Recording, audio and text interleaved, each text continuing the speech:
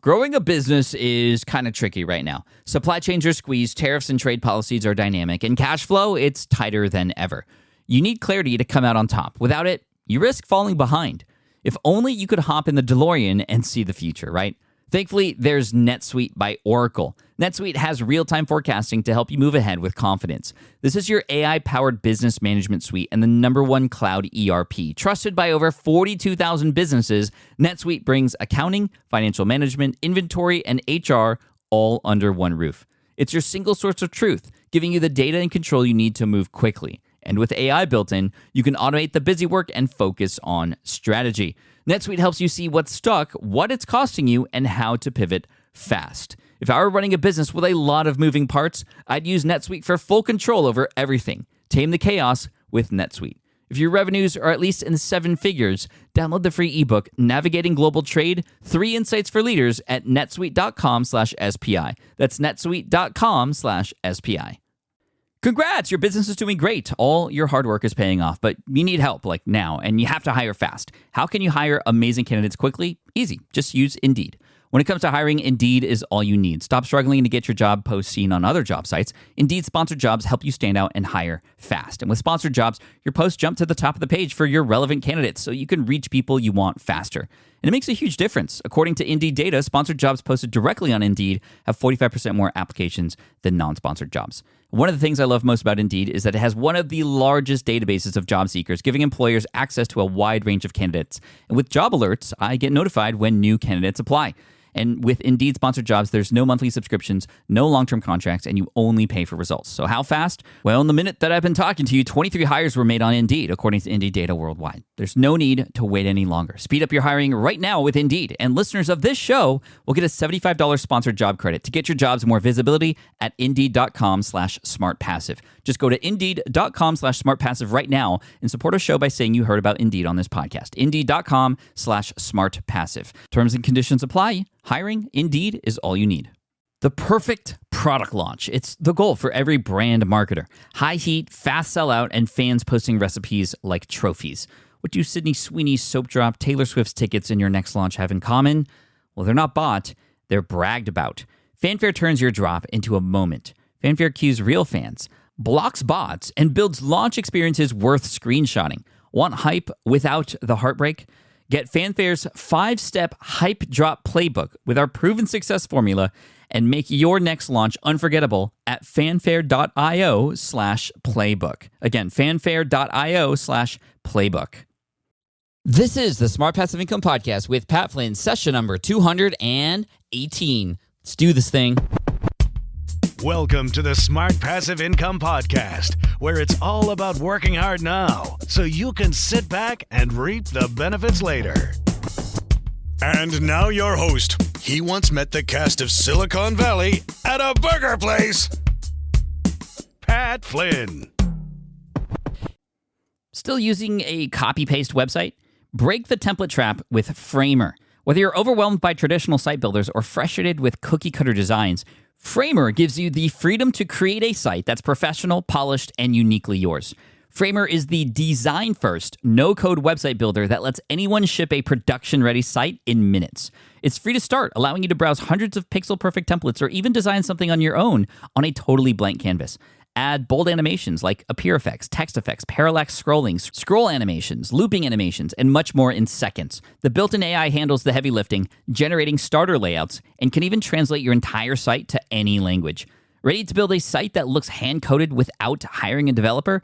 Launch your site for free at framer.com and use code SPI to get your first month of pro on the house. That's framer.com, promo code SPI. Framer.com, promo code SPI. Rules and restrictions may apply. Running a business means legal questions are inevitable. Is this contract or agreement solid? What can I do if a client won't pay me? Am I set up properly for taxes? Well, rather than trying to navigate all of this on your own or searching endlessly online, imagine having a law firm on your side without the high hourly rates. That's exactly what Legal Shield's small business plans offer. With Legal Shield, entrepreneurs get access to real legal support, contract reviews, collection letters, guidance on business formation, and even help handling IRS audits. Members can book consultations, upload documents through the app, and work with a provider law firm that understands small business laws in your state. You also get proactive help on tax and trademark questions so you can stay ahead of legal risks. And if a client delays payment, Legal Shield can send professional collection letters to help you recover what you're owed, all for a fraction of what traditional attorneys charge. Go to LegalShield.com/SPI or call 833-570-9980 to learn more and get big business legal support without a big business budget. That's LegalShield.com/SPI. Hey, what's up, everybody? Pat Flynn here. Thank you so much for joining me again on another episode of the Smart Passive Income Podcast. I'm really excited because today I'm talking to the founder and CEO of Teachable.com, a platform that you can use to create online courses that is not a WordPress plugin, but we're going to talk all about what it is and how it can help you. I'm actually using it myself for a number of different things, including the free course that you can get when you pick up my book, Will It Fly, and future courses that are coming out on the site. And we're going to be going over some of the awesome features, but not only that, I really wanted to dive into what makes a course great. What are some of the best practices that you can incorporate into your online course, no matter what platform you use to serve it, as well as, and more importantly, how do you get people in that course to take action, to follow through? Because I know, especially in the space that I'm in, that not everybody who takes courses actually follows through. And one of the best things you can do is have people who get results from your courses. So when that happens, obviously you have happy customers, but happy customers share your word. They evangelize your business and they will help grow your customer base even more. And it just becomes this amazing loop where your business just continues to grow exponentially. So the best thing you can do is get results for your students. But how do you do that? Well, we talked to Teachable founder. His name is Anku Nagpal today, and he and I met at FinCon a couple years ago in St. Louis, and he and I just had a chat. He showed me the platform. That was my first introduction to it. Back then it was called Fedora, and we talk about the history of the change in branding and what that meant and what all that entailed and the kind of impact that had on its business too, which was actually a really insightful bit of conversation we had in this interview. So why don't I just stop talking and we'll get right into the interview. So here we go. This is Anku Nagpal from Teachable.com. Here we go. What's up, everybody? Super stoked to bring on Anku Nagpal from Teachable. He is the founder and CEO of Teachable, and you might have heard me say Teachable several times in the recent past because it is a course software that I'm actually using right now to provide a free course for those who end up purchasing Will It Fly, which has been working out really great. We'll talk about that too, but I will be using it also for some of the future courses I'll be coming out with. So Anku, welcome to the podcast. Thanks for being here. Thanks, Pat. Excited to be here, man. Yeah, I'm excited too. I mean, you guys, you talk about the origin story of Teachable. Actually, it wasn't even actually called Teachable before. So, can you kind of take us through that journey really quick? Yeah, absolutely. So I started Teachable, and at the time it was called Fedora. It's funny. It's not one of those things where you have this vision and you know I wanted to build this company. It was entirely organic. I had some free time. I was teaching courses on Udemy at the time, right? I didn't really know what I wanted to do with my life. I put up a couple of courses on Udemy, which for those of you that don't know is a marketplace. Anyone can create a course, list it out there. And I saw some potential. I started making, $1,000 on a good month, $2,000.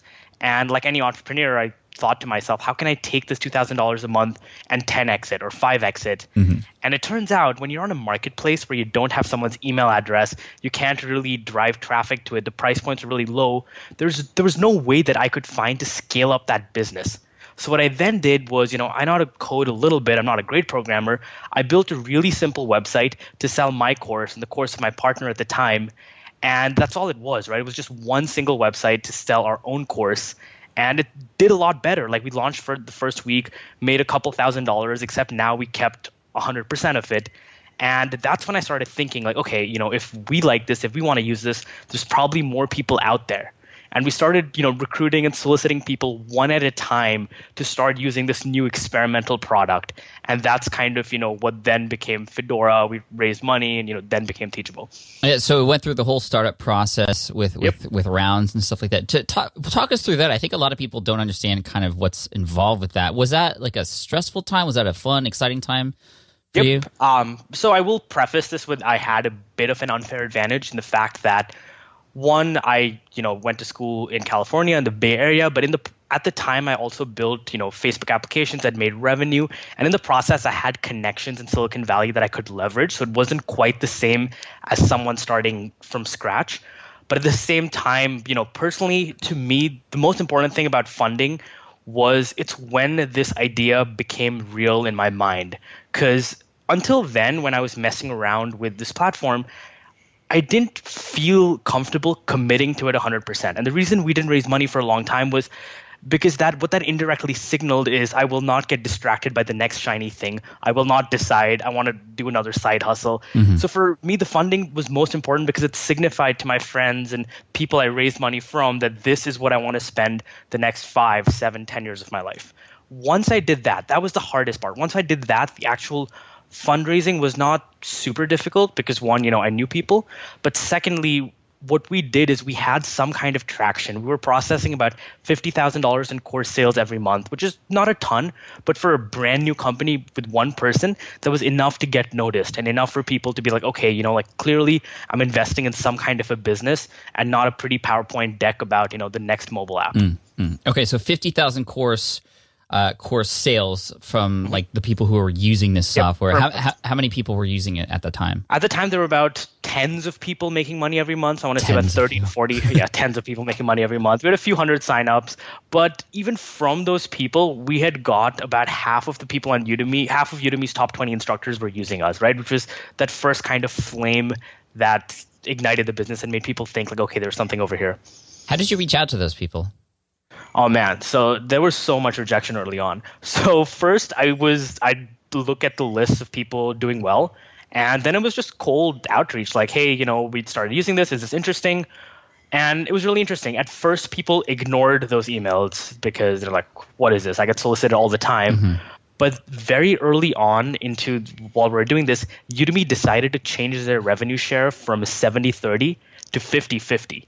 And that was a huge betrayal of trust to a lot of instructors. And legitimately, like that, the day that happened and the following days, that just turned our business around because we went from, three instructors to like 20 because everyone's like, okay, I want to, like I feel unsafe putting my entire business on Udemy. Like now I see why I might need an alternative. So for us at the time I didn't even know it was a startup, but that was huge. And that was just incredibly fortunate because we didn't plan it. It just was one of those things that happened. That's awesome. And then in terms of your first round, how much did you guys raise, if you don't mind me asking? So we raised our first round was $1 million. Nice. We raised $1 million in July of 2014. Then we raised another $1 million in December of 2014, and we just raised another $2.5 million. Nice, congrats. When you raise, venture capital like that, so you get $1 million. What's like the first thing you do besides kind of just jump for joy? Like, what do you? How do you start using that money, or should you even? So the first thing is like, okay, we need to hire people because at the time this was a company of one, and our technology was terrible at the time. Like it was something I'd built. I'm a program. I could build stuff, but I'm not a good programmer. So legitimately, the first thing we did was the people I'd been talking to about, because I already started. When fundraising, you play this weird game where you try and hire employees saying, look, I have the money coming. You tell your investors, look, I have the employees coming. And you kind of try and make both these parts work together. So as soon as, we had the money, we immediately hired 2 amazing developers, both of whom are still here with the company today. One of them is now our CTO. And we spent legitimately all of the money just on building the product. Like we didn't have it. Like early on, like the product is the only thing that matters. We didn't spend money on ads. We didn't spend money on parties. We didn't spend money on anything that, was not paying people to build a product. Great. And then, okay, so from there you grow, you're at Fedora, right? Where did that name come from?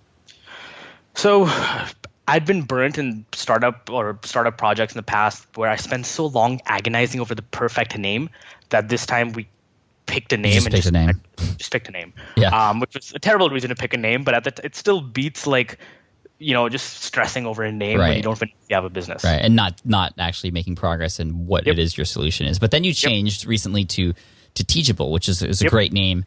And what was that brand shift like? First of all, how many people did you have on Fedora? And what was it like switching over? Was there any sort of angst or negative consequences of switching over? Absolutely none, which makes me realize we should have done this so much before. It was a painful process in terms of there's so many little things that need to be updated. There's a lot of like small tasks entailed, but bigger picture, our conversion rates went up with just that, which makes me think like, wow, we should have done this earlier, right? It's the easiest bump in a conversion rate we've ever gotten, just because we went from, and I remember our URL was usefedora.com, which is not even fedora.com. Went from usefedora.com to teachable.com. So our conversion rates went up pretty much like 95% of people thought it was a very positive change, which whenever you make a big change is about as good as it works out. Yeah. So there really weren't any significant downsides. The only downside I would say is it cost us too much time internally to pick a name. Like, I cry when I think about the company hours we've wasted in a meeting where everyone has ideas. Like, one of the big mistakes I made as a leader was making it at first like, hey guys, let's like 15 of us sit down and think of a name, which is stupid. It's such a waste of company resources. And, so we made those kinds of mistakes, but the actual rebrand was as smooth as possible. That's great. And we'll get into courses and content people can take away from this to incorporate into their own courses, no matter what platforms they use. One of the big things I definitely want to cover, and will probably be the primary aspect of the show, is how do we get people who take the courses to actually succeed with them? Because one of the things that has made me successful over time is always thinking about, okay, well, so then what? That's my number one thing. So then what? So you get traffic to your website. So then what?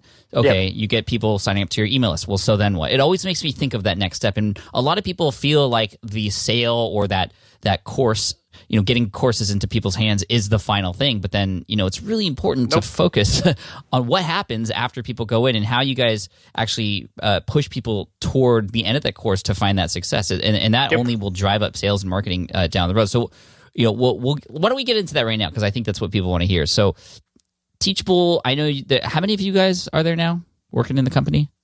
So we're 19 right now. 19 right now. Yeah. When we first met back in FinCon a couple of years ago in St. Louis, when you took me out to lunch, which was awesome, to introduce this platform to me, that's one of the things I think you've done very well. Like you said, you're kind of making these one-to-one connections, and you're really smart with it. You weren't forceful. It's just the long-term game is in play here, and now I'm kind of working with you guys now, which is really cool. So when we first met, I remember you saying that you have specifically thought really, really intentionally about how people go through courses. You've done a lot of research on that. Can you speak on that, and how can people who are listening to this, no matter what platform they use, make sure that their people who are in their courses that they sell actually follow through? Yep.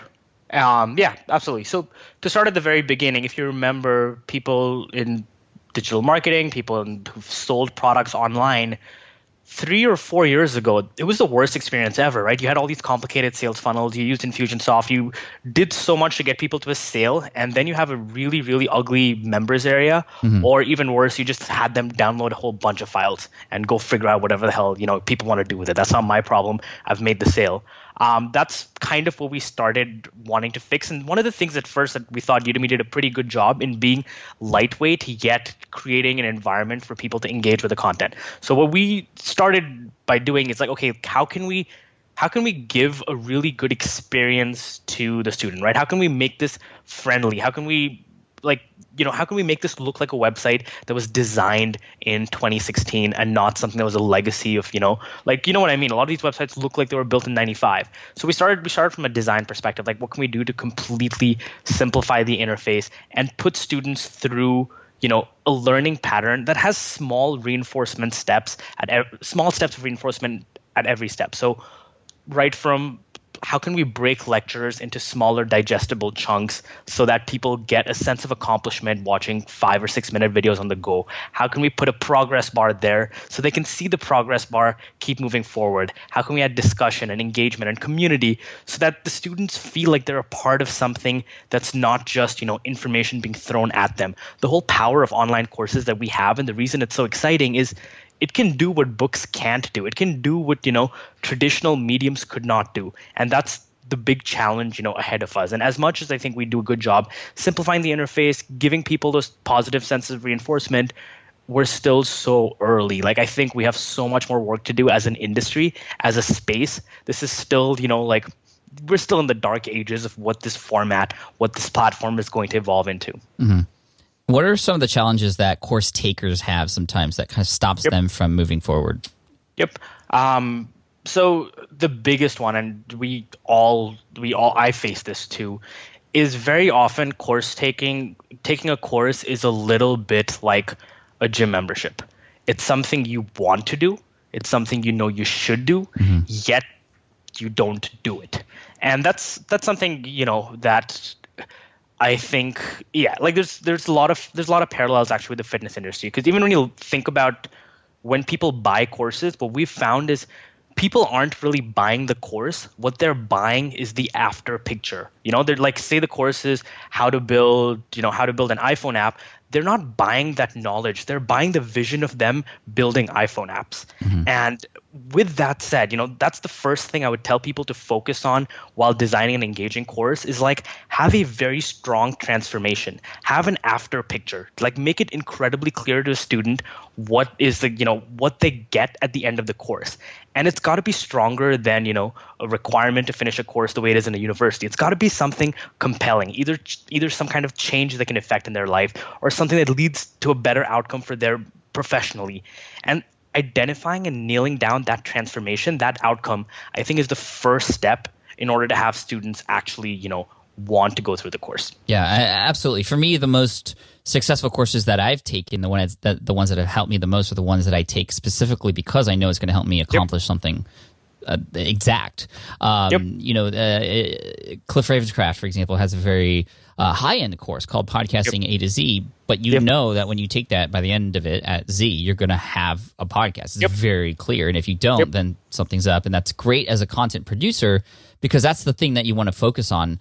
For me, I've tried and I've failed with the sort of membership model continuity, just pumping content every single month type of thing. Not to say that that's bad. A lot of people do very well with that. Chris Ducker from Upreneur, the guys over at Fizzle.co, Internet Business Mastery. That's where I got my start. But when I tried it myself, it just, first of all, people weren't sure if they were getting results because it was good information, but where was I taking them? And then secondly, as a content producer, I felt like I was forcing content into there just to keep up with it. But whether there's 2 videos or 100 videos, as long as I know what that final end result is, it's better for everybody. Yep. So you touched on 3 very interesting points. I'm going to try and remember them all. The first interesting thing that you said is you completed the high-end course. And that's something we notice every time. We've done all of this. What I'm saying right now is based on real data. It's not based on, just guesses. Real data. Every time we run the math, however we run it, the more people pay for a course, even if it's the same course, the more they take it, the higher their satisfaction, the less likely sometimes to ask for a refund when you charge more money, which is such an interesting thing, psychologically. But one of the big challenges we have with a lot of course creators is kind of drilling down, like your course is worth more than you think it is, especially when you're a first-time course creator where you're like, oh, I don't know. Like, people are always so down on themselves that we have to push people up being like, don't sell your course for $20 because when you do that, not only are you not going to make that much money, no one's going to watch your course. And most of our data, kind of confirms that the same course, when you price it higher, more people watch it. So that's the first interesting thing you pointed out. The second thing was the membership model stuff. And that's fascinating to me because when we've run the data, we've seen most membership type models to average only a 3-month-long subscription. And I know there's exceptions. There's a lot of exceptions, but we have a good amount of data. And most of that shows that unless it's kind of a legitimate coaching program and not just content levels off after 3 months on average. If you're doing better than that, you're very good. But for most people that, I would recommend selling individual products versus membership sites just based on our data. It's possible that our data is like biased or we don't have enough people that are good at membership sites, but from our data, it's just so much harder. Mm-hmm. Mm-hmm. So that's 2 things. The price, which I do have some questions on. The membership model, you said there was 3 things that I mentioned. Oh, man, I'm trying to think of the I know. Sorry. But let me continue asking you about price, though. Like, how would you suggest one determine what their price is? Yes, you shouldn't price it too low, of course. There's perceived value there that is lost if you do that. But how do you determine what that price is? Now I remember this. It's actually interesting. This question ties into the third thing you said, where you're like, it doesn't matter if there's like 2 videos or 100 videos, and that's kind of the same thing with pricing. The focus should be on the outcome. Too many people, for instance, want to price on hours of video content.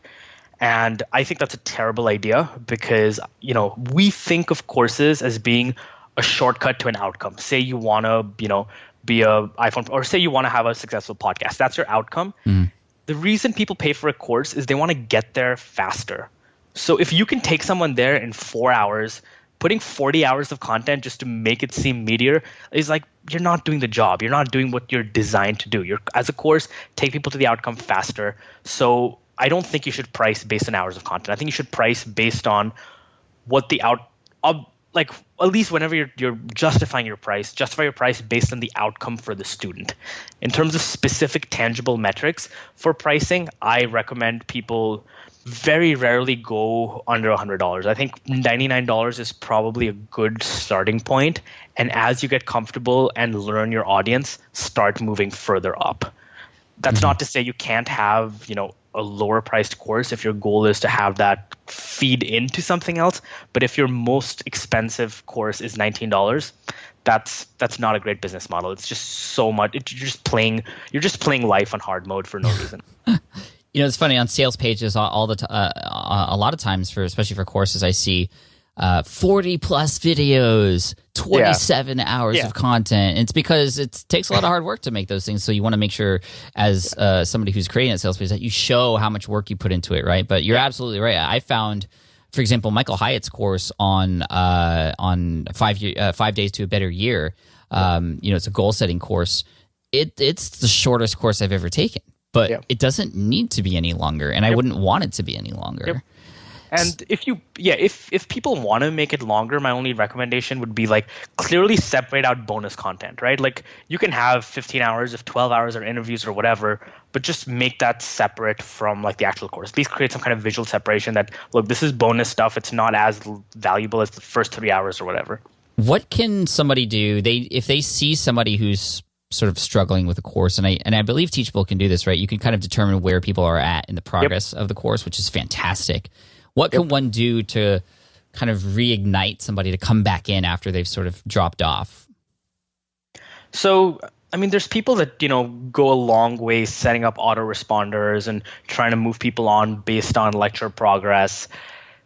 I think there's a lot of things you can do in terms of, messaging people, connecting with them, but taking one step back, I think that's something that we as an industry are still trying to figure out. And one of the things that I've started to see people do more and more to solve a little bit of this is community. So having a cohort of people going through the class at the same time can be one of the strategies you can use that's effective, where you drip out content, say, over a certain cadence, and you have a weekly coaching call or some kind of thing that happens on a weekly interval where there's a forcing factor for someone to do it, right? So they know that there's free consultation on module 1 on Friday, so I should try and finish module 1 on Friday. So that's, one strategy that you can do. Just having a community of people going through the course at the same time, and even something as simple as like, and I've gone back and forth on this because I used to be very anti-drip content. I just felt like you should allow people to access the course all at the same time. But I have seen the data when you schedule stuff to be released out, and you pre-write all the emails, just the fact that you're sending 6 different emails to remind them about the course when each module is released does help engagement. So the kind of happy medium I believe in now is you drip out your course, but if anyone wants to get the content up front, you give it to them. Yeah, I see that. That's actually what my next question was going to be, which you've answered already, which was what's better, drip content versus all at once. Yeah. I think at least giving people the option to see everything if they wanted to is kind of the best of both worlds. Yeah, and we only recently built out Drip and Teachable for the same reason, and we didn't do it for the longest time because we weren't sure how much sense it made, but then we just tested it and we're like, okay, like there's a noticeable difference in engagement levels. But as soon as we built Drip, like 2-3 days later, we built an override if you want to give one person instant access, because we also got a ton of people saying, look, I'm not a baby.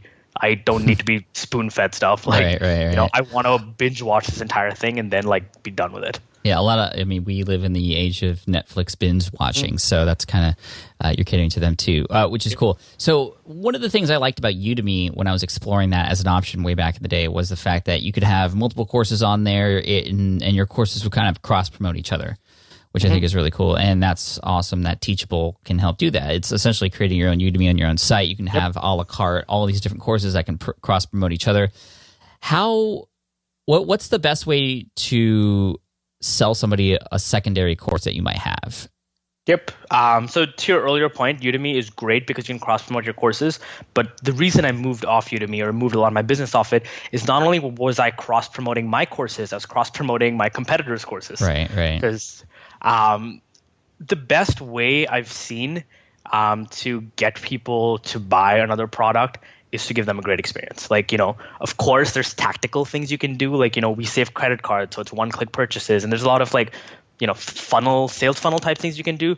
But the real answer, the real truth is, have them, if they have had a good experience with your course, like they will buy more from you.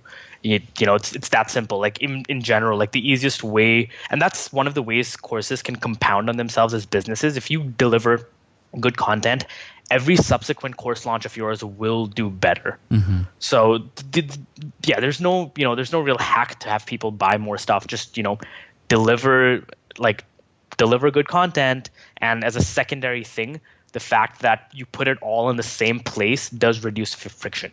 Like if they've already taken a course on your account, on your school, and they have the other one right there, because I don't know, for whatever reason, a lot of the marketing community started creating different sites for different products, which doesn't make a ton of sense to me. Mm-hmm. So reducing the purchasing experience just to be on the same place they already are. So if they have one of Pat's courses, they can just take the other one right there, credit card already saved, reducing purchasing friction. And if they like the first course, they will buy the second one. Yeah, that makes sense to me. That's one of the most common questions I get is, should I put my product on a separate page from my own website? And, there are exceptions to that. And, if you have your own book, for example, it could live on its own landing page, but it should obviously be on your own website too. But if you have multiple books, it might make sense to have some sort of marketplace where they're all being sold and people can see what else you have to offer and click on the one and buy the one that makes sense for them the most. Yep, absolutely. And at the very least, even if, say, you want a branded page in a different domain or whatever, having people create two different logins to access the inside of it is probably still overkill. Yeah. And that's what I love about Teachable.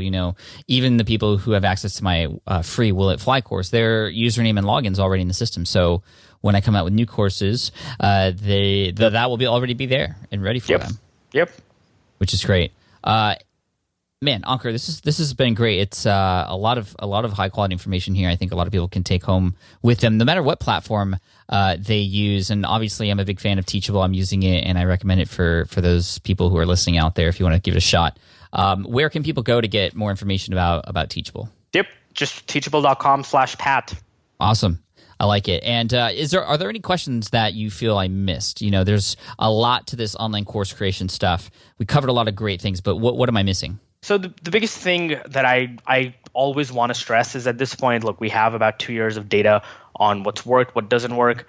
The biggest reason things don't work and the biggest reason people don't achieve results is they don't take action. And I'm sure you've heard this before. I'm sure this is not a new concept to people listening to this, but every single time we've done, workshops, webinars, whatever, to get people motivated, get people excited.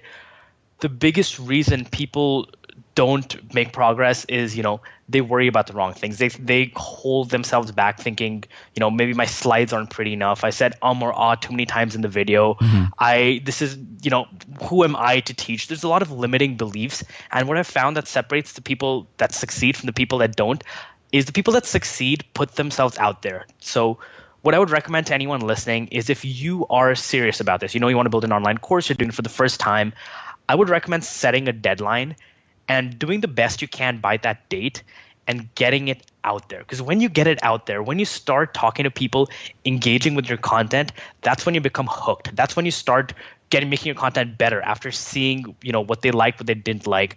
There's so many people, literally thousands of people, whose courses are in limbo still, where they started doing it, but they just kept tinkering with it, adding stuff to it, removing stuff to it, re-recording, starting from scratch, never ultimately putting themselves out there, launching it and selling it.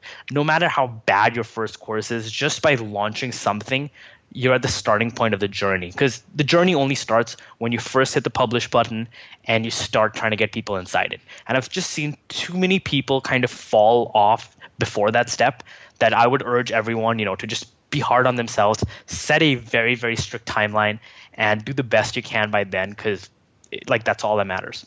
Love it. Love it. And that brings up another question. I apologize for keeping going here, but I just want to make sure I cover everything for everybody who's listening. Launching.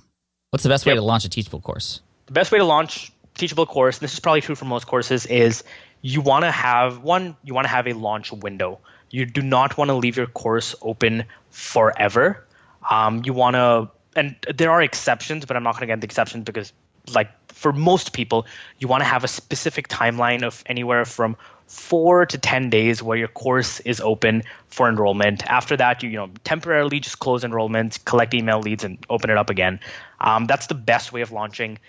The most successful Teachable teachers or instructors, most of their sales come from their own email list. So what most instructors do is they distribute some piece of content in exchange for an email address, keep that email list warm and engaged, and then end up launching over a 4 to 10 day period to their email list. What you'll notice is about 50% of the revenue you will make from your launch will happen in the last day, sometimes more, which is kind of reinforces why having a launch window is so important, because otherwise a lot of these people will be on the fence forever. But yeah, we can go into more detail in terms of which emails to send and stuff, but that's the general template of what has made successful launches. Awesome. Love it. Thank you, man. I appreciate it. Again, teachable.com/Pat. If you want to check that out. Man, you rock, man.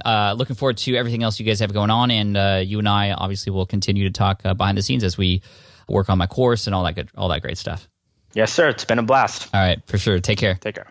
Awesome. Everybody, I hope you enjoyed that interview with Anku from teachable.com. If you want to check out Teachable, you can check it out through my affiliate link, which is teachable.com/Pat. Again, that's teachable.com/Pat. I'm using this software. I love it. It made it really easy to set up the Will It Fly course, and I'm just really excited about how these future courses are coming together on the platform too. So thank you, Anku. I appreciate you. Again, teachable.com/Pat. You can also get the show notes and the links and the resources mentioned in this show, as always, at smartpassiveincome.com/session218. Again, that's smartpassiveincome.com/session218. Guys, I've really been enjoying this podcast, and I will continue to do it in the future for you. I know a lot of you have taken the information that I've shared here, the interviews that we've done with other experts and other people, and have actually taken action with it. And I just love you for that. I'm so thankful that I have an audience who is actually not just learning, but learning and putting things into place to make change in their lives and the lives of others too. I mean, we're all here to serve other people, I hope. But I know a lot of you also need a little bit more help. I've been getting messages left and right from people who have been asking for more and deeper information about certain things. So what I've done is I've actually put together a number of courses, and there's more courses coming in the future thanks to your recommendations. If you go to smartpassiveincome.com/courses, you'll see a list of the courses that are currently available there or that you can sign up for the waitlist for. Again, that's smartpassiveincome.com/courses. Check it out. Thank you so much. I appreciate you guys listening in, and I look forward to serving you next week. Until then, keep pushing forward, keep working on those online courses. It's one of those things that it's like amazing to think about having your own online course. I know because I'm working on one right now, but it's a lot of work. But you got to put it in. You got to put in the work, and it really helps to have a great platform. So again, if you want to check out Teachable, if you want to end up going with that kind of platform, go to teachable.com/Pat. Again, that's teachable.com/Pat. And keep chugging away at it. There's people out there who need your help. They need you to create a course, and don't let the technology stop you. Just create those videos, get in front of people, and you got this. Cheers, take care, and I'll see you next week. Bye. Thanks for listening to the Smart Passive Income Podcast at www.smartpassiveincome.com.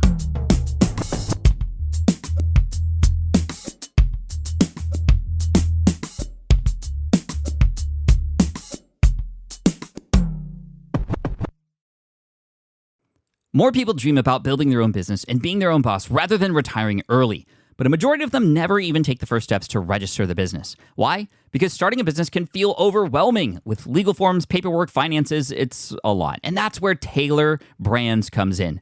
Taylor is a complete business builder designed to make launching your business simple and stress-free. You can register your LLC in just minutes, keeping your personal and business assets separate from day one. And from there, you can get access to everything you need to get off the ground, from legal documents, licenses and permits, invoicing and bookkeeping tools, and even a 100-day business coaching program to help you hit the ground running. You'll also get a free personalized business plan, branding tools, and so much more. And of course, our listeners get an exclusive 35% discount to get started. Just head to taylorbrands.com/SPI. That's TAILORBRANDS.com/SPI. Stop dreaming, start building with Taylor Brands. I get it. You want to grow your business, but selling at scale feels overwhelming. You're drowning in complicated funnels, creating different lead magnets, or constantly posting on social media. And that gets exhausting fast, especially when you're trying to sell to hundreds or thousands of people. But what if you could sell at scale with a simple, powerful quiz? A Score app quiz or assessment asks your audience key questions and gives them instant personalized results based on their answers. Your audience gets to know where they are now and shows them the steps they need to hit their goals. You can set up a quiz in minutes using Score app's templates and have a powerful lead magnet that'll do the selling for you. The best part is your audience actually wants to take this quiz, and you build huge amounts of trust before you even make a single offer. No hard sales, no chasing leads, just value at scale. Get 50% off the first 3 months using the discount code SPI. Just head to scoreapp.com/SPI. Again, that's scoreapp.com/SPI.